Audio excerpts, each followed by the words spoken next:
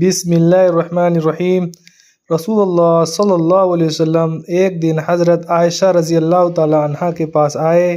اس وقت ایک عورت حضرت عائشہ رضی اللہ تعالی عنہ کے پاس بیٹھی تھی۔ آپ صلی اللہ علیہ وسلم نے دریافت کیا، یہ کون ہے؟ میں نے عرض کیا، فلاں عورت، اور اس کی نماز کے اشتیاق اور پابندی کا ذکر کیا۔ آپ صلی اللہ علیہ وسلم نے فرمایا، ٹھہر جاؤ، سن لو کہ تم پر اتنا ہی عمل واجب ہے جتنے عمل کی تمہارے اندر طاقت ہے۔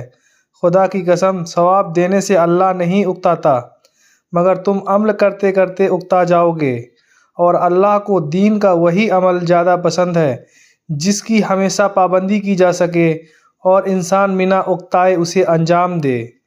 صحیح بخاری، حدیث نمبر 43۔